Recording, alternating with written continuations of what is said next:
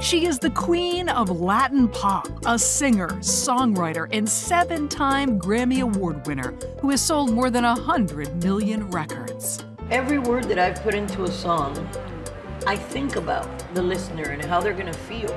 Gloria Estefan is a proud Cuban American who has become one of the most famous names in Latin music history.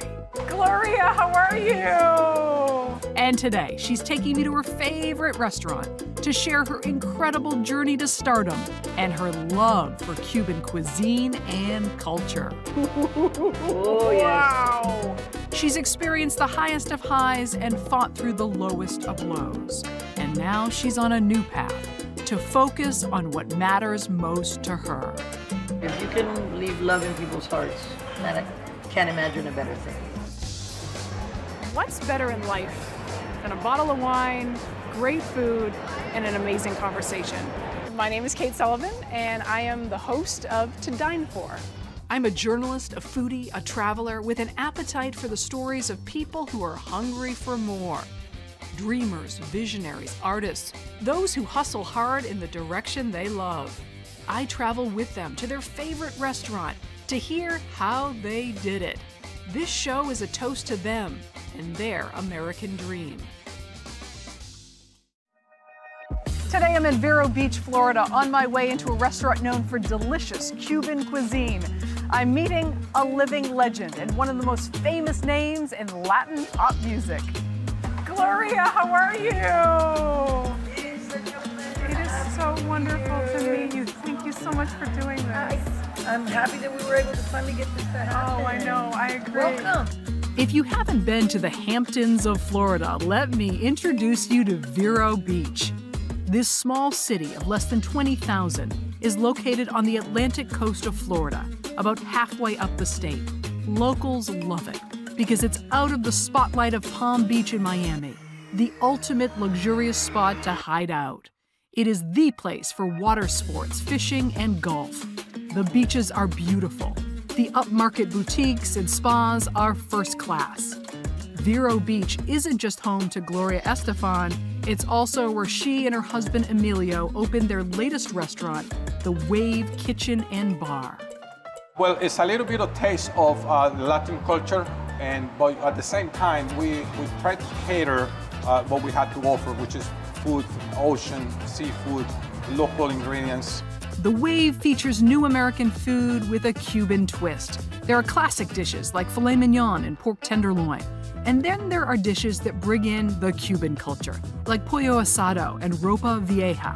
Well, it's very simple in a way that is not too many ingredients. That's what I love about it. Is they have the sofrito, which is your onions and your peppers and your garlic and olive oil, and then comes just a few spices. The cumin, your oregano, and your salt, a little bit of pepper, and you have Cuban. The restaurant is designed to make you feel like you're at an intimate dinner party with one heck of a view. The Latin culture is known for being very, I don't want to say loud, but maybe a little bit, but very happy, very happening. So we want to express that through our food and through the location, the ocean. Cuban culture and food is near and dear to Gloria's heart, which is why I'm excited to dine on her favorites and find out more about her illustrious career. You literally could have chosen any restaurant as one of your favorites. Tell me why you chose this spot. I chose this spot because, first of all, it's on what I call my favorite place on earth. So we found this house, it's 10 miles north of here, and I fell in love so much with the place that I wanted to be a part of the business community here and make an investment. Let's start with the food here. What are we eating? Is this the ceviche? Okay, yes, this is ceviche. Now, ceviche will be traditionally a Cuban dish, and it isn't just a Cuban restaurant, although we do have our Cuban specialties, because there's nowhere in town where you can find it. I have never had ceviche on this show before, and it's one of my favorite things to eat. You're kidding me. So I'm so excited. I'm not kidding. Ceviche is one of my favorites, and it turns out it's also one of Emilio Estefan's favorites too, which is why it's on today's menu. Local corvina is tossed in lime juice, cilantro, red onion, jalapeno, and peppers. The freshness of the fish paired with a crispy plantain, the perfect combination. Food is especially important to you. It is very much. tell me a little bit about the roots of that, because you have family on both sides who were in the food business. Yes. My grandmother, who raised me pretty much because my mom was working in Cuba and then she kind of took over. I was her favorite, I was her first. When she got to the United States at 57 years old, didn't speak English. She rented a house that abutted a public park, and there was a bunch of Cuban families, men with their sons, at Little League. And she went and realized there were no concessions and headed over there with tamales, croquetas, the pulled pork, Cuban style lechon sandwiches, and she sold everything out within 30 minutes. She did that for 2 to 3 weeks, and then she said, look, my house is literally a couple of steps away. Why don't you bring your boys? Eventually she rented a pitching machine for the kids. She created a business in her home that was grossing $5 grand a week. Wow. In 1968. What a businesswoman. What an entrepreneur. She was brilliant. Brilliant. And of course I was in the kitchen helping her every step of the way. And then she would have me perform with my guitar. She'd go sing We the need song. music. Gloria, where are you? And since she had people that would come that were in the music industry, she would have me sing for them. And I go, Grandma, you know, I don't like to be the center of attention. This isn't going to happen. I'm going to study psychology. And she goes, I hope you realize that you have a gift, and if you don't share it, you're not going to be happy. This was your grandmother. Uh-huh. She knew. She did, and she goes, I hope you realize when it lands in your lap, because it will, that this is what you have to do. And that's exactly what happened. It really surprised me that you just said that being the center of attention is not what you wanted. I know, Is that right? true? Yes. You hate to Absolutely. be the center of attention. I don't like it. I mean, it's not part of my nature. At this point, I'm used to it. Right. My mom was the diva of the family. I think she also felt that I wouldn't do a good job at it, because even though she loved how I sang and would make me sing for all her friends, Yes. I think she feared for me in that world, because she thought that I wasn't going to be able to, you know, to do it. May I serve one for you? That would be wonderful. Please, what are we eating? These are the Ropa cups. Ropa cups are yet another menu item that goes right back to Gloria's connection to Cuba. In this delicious appetizer, a plantain green is hollowed out and smashed down into a cup form. The cup is filled with ropa vieja, a combination of shredded beef, peppers, onions, tomatoes, and spices. It's baked and topped with cheese. This is a taste of really how you grew up, your family, your culture, and really what you love the most. Isn't it true that there's a direct parallel between music and hospitality, and that you, in a way, are creating a show, and you're creating an experience, and you're transporting people? Absolutely. And people's most memorable experiences in life are usually around food and family. And music? Yes, and music, especially for Latinos. I mean, there's no party in a Latino household where there isn't music and somebody's going to dance, whether it's in the kitchen with my dogs or... But we will dance everywhere. So for us, it's very important to make that a wonderful experience and make sure that people feel like they're being pampered. Yes. And Cared for. Exactly. Yeah. I thought it was really interesting that you were originally going to become a lawyer and you were studying international studies, and that your goal really had, your future goals had nothing to do with music. I'm an immigrant. You need a job. And music has always been a very risky business. So when we came here, my original idea was psychology. I graduated with double majors in psychology and communications and got accepted to the clinical psychology school. Only 12 chairs at the UM. But at that point, I had joined the band for fun. At that point, I had fallen in love with Emilio. You could say Gloria's husband, Emilio Estefan, is also in the family business. He's an entrepreneur, a best-selling author, and a legendary music producer with 19 Grammys on his shelf. This power couple met back in 1975, married in 1978, and have built quite the musical legacy and life together. It all started when Emilio asked Gloria to be in his band. Take me back to the very beginning of the Miami Sound Machine. How did that come to be? You know what? Like my grandma said, it fell in my lap. I went to an all-girl Catholic high school, so we had two brother schools, Belén and Columbus. And there was a boy in one of the brother schools that was a friend, and that when we would get together at somebody's house, we'd play guitar, and he called me right when I was about to graduate and said, look, I'm doing this one night thing. I'm putting a band together. I go, all right, why not? He goes, come to my house, we're gonna rehearse. Sitting on the floor next to my friend, he was playing the keyboard. We were running through some numbers, and there's a knock at the door, and I look, and when they open the door, all I see is legs and an accordion. And I'm going like, and this guy walks in, and he looked naked because he was wearing really short shorts. He just had an accordion with no pants on. Well, exactly, because you couldn't see the shorts. So he comes in, he did his thing, you know, he had us sing for him, he played his accordion. So I was watching his hands and his legs, which were great legs. Was this Emilio? Yes. So he leaves, and that was it. We did our gig that one night, and I've got 2 jobs, and I'm going to school. And you're on a path going this way. Exactly. I can't work this in. I don't want to take time away from you, but thank you. You know, it's really impressive that you would. Oh, this is good stuff. Oh yes. Wow. Paella is traditionally a Spanish dish, but the Waves paella takes it to a whole new level with a Cuban twist. The chef uses sazon in the sauce, a spice that's popular in Cuban cooking.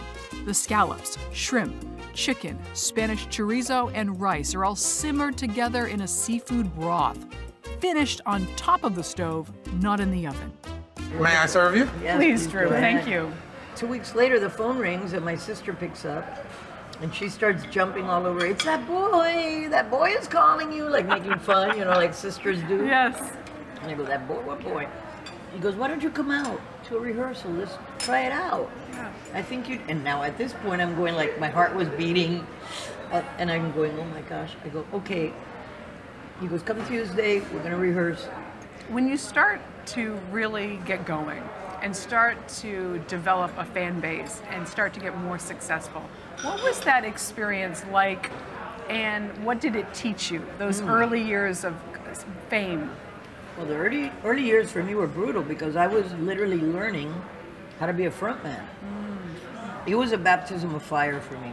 Was it? I absolutely loved the rehearsals because I could get in there and do the arrangements with everybody. I had all these ideas.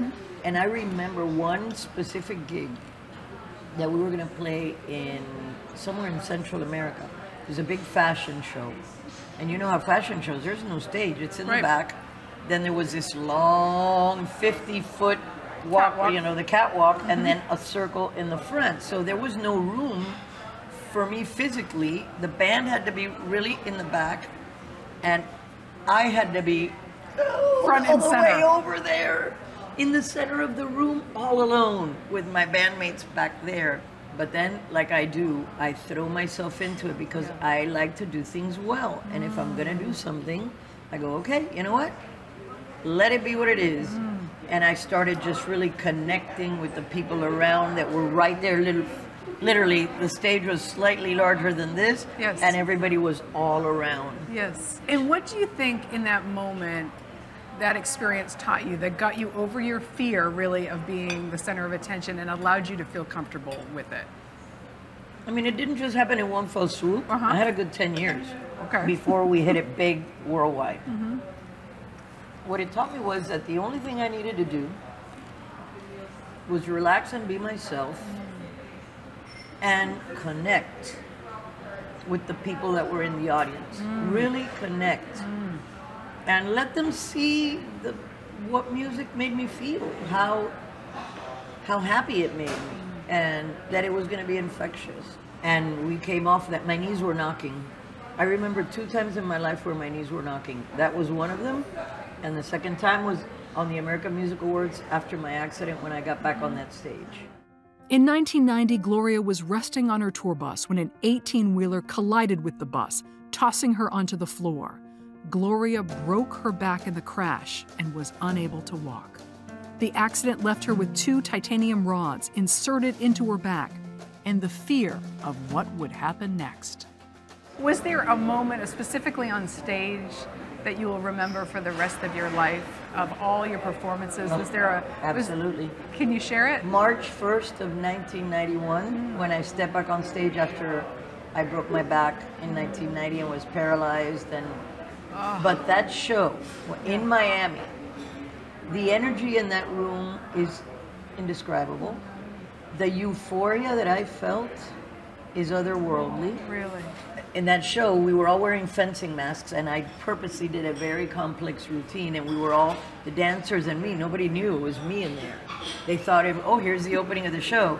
And then right when we do all this stuff, they picked me up, and when I pulled off that fencing mask, that place went ballistic, because they thought, is she coming out in a wheelchair? Right. Is she gonna sit for the whole show? Is she gonna stand there? And I wanted them to relax, even though it took me another 2 years to really be 100%. Yeah. as 100 as I was gonna be, with the hardware and everything. What do you think that experience gave you? Which is a hard question when it took so much from you. I tell people, I go, I wouldn't want to go through it again, but I wouldn't change it. It showed me a discipline that I never knew I could have. Patience that I never knew I could be capable of. Determination and the power of prayer. Because I grew up in Catholic school, and I always, you pray, the Our Father. I couldn't understand until I was the recipient of people's prayers from all over the world. It was a physical energy that I felt like I was plugged in to a wall socket. You could feel it throughout your recovery. I could feel it from the moment I had that accident.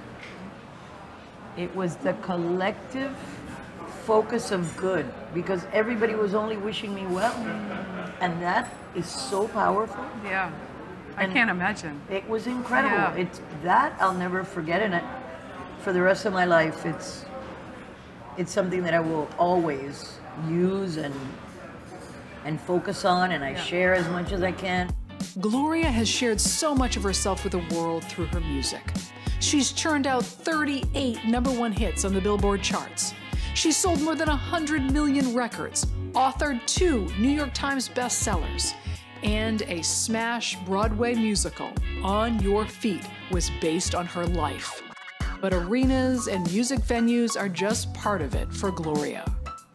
I was just amazed at the variety of experiences, the businesses that you've had. I mean, you've now started on the red table, interviewing in a completely different arena.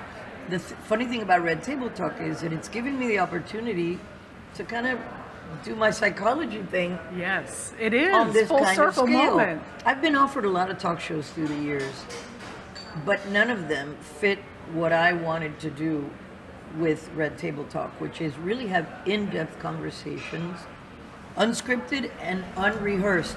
The Red Table Talk is an intimate talk show, a chance for Gloria Estefan and her daughter Emily and niece Lily to delve into subjects that people don't talk about, especially in the Latin community. It is here that Gloria revealed she was sexually abused as a child, and it is here that her daughter shares her story of coming out. You revealed the story of your daughter coming out. You revealed sexual abuse that you experienced as a child. Yes, I did. And what was the impact when you read all of the comments and when you saw the impact of really just sharing your truth and just what that can do for people? That was the point for me, and the only reason that I didn't do it before is because my mom was alive. Because whenever I would try to talk to her about what happened, she would get very upset and then physically ill. So I didn't go there knowing that I wanted to, and one day I would share this. Right. When the right moment arose, nobody knew, not even the producers, that day, that I was going to say what I said. I didn't even know until that moment. I had talked it over with Emily and Lily, and they had said, we can't tell you what to do. It has to be your decision. And was it cathartic, or did you feel exposed and vulnerable? Well, of course you feel exposed and vulnerable. That's what happens when you share something like this. But I was sure that I wanted to do it for that reason. And from that happening, I've already been a part of a webinar, and there is actually a big study going on that abuse in children is at a pandemic level. So I'm getting much more involved, and I have time also. I wanted to dedicate my later years in life to the things that really matter, to the things that can be helpful to other people in their lives, which is the point of doing Red Table. I've done that through music. I've tried anyway. It's a big responsibility and privilege to have people's ears. And it is a privilege, and it also, the impact you can make is really great, but it does take courage. And it takes you kind of digging deep and saying, am I ready to share this with the world? Yeah. And you obviously something you'd thought about for quite some time. Oh, absolutely. But it was something that I knew that one day I needed to share because I got so many messages from young girls and boys, fans of mine, that have DM'd me. Oh my gosh, I can't believe it. And then they pour out their hearts and souls to me. So when you think about feeling vulnerable and feeling exposed, that pales in comparison to the fact that you could truly change someone's life. Absolutely. Absolutely, because you know what? There's a saying in Spanish that says, of cowards, nothing has been written. So the things that are the most difficult to do are the ones that are going to have the most impact and hopefully make someone feel less alone, even if it's just that. Like, and see that I've had a successful life. I've had my family, I've had my career, and nothing could stop me. Do you think that when you really got famous, do you think that affected your creativity? Some people say that, you know, at the beginning, you have nothing to lose, so you write the poem you want to write. But when you have a lot of notoriety and people really know you, then creativity sometimes becomes harder. What was it like for you? It was the opposite. Because it was the opposite because I had a platform. And what music did for me, that got me through other people's music, got me through some of the toughest moments of my life, I now knew that there were people listening. So every word that I've put into a song, I think about the listener and how they're going to feel. At some point you realized it wasn't about you, it was about the audience. Maybe because, like, my number one persona is motherhood. Yeah. This is what I wanted to do since I was a baby, and I had my son the day after I turned 23. He was very planned, and in a way, I'm very maternal towards everyone, towards my fans, towards my mom, towards everyone in my sphere, and with my fans. You know, at the beginning, you know, they fall in love with you. But as time has gone, our relationship with my fans has deepened, and they reach out to me, and I write them back. You know, there's fans that I've known since they're 11. They now have kids that they indoctrinate on my music. So it's like, it's also a business thing. Like, keep it going. Through the generations. Exactly. When you look back, what would you tell your 23-year-old, 25-year-old self that you now know that you didn't know? Oh my gosh. I would say nothing is as important as it seems to you at this moment. Ain't that the truth? And be in the moment, because I got through a lot of the moments. And I didn't focus, and I don't remember a lot of things because they were so daunting and they came so quick at me that I had to get through them, get on the other side of them. You mentioned that you're very intentional about almost every aspect of your life. What would you like your legacy to be? You know what? I wrote a song called Remember Me With Love, and that's about all we can hope. I hope to have contributed to kindness, to music, to culture, to elevating the place that I came from, Cuba. So that love, leave love behind. If you can leave love in people's hearts, that I can't imagine a better thing. This has been such an amazing conversation. Thank you for your transparency, your energy, and your love. Thank you really, so much. I feel it. And thank you, and the food. Yes. And the food. Hey, hello. What an amazing afternoon with Gloria Estefan. It's incredible to look back on all that this tremendously talented woman has accomplished. From her singing career to her business ventures to her new talk show, she doesn't stop. Her hard work and her commitment to excellence is what stands out. But what I'll remember most from our lunch is her open heart and her desire to connect with her audience and say something and sing something that matters to her and to you, to leave you feeling something you will remember forever.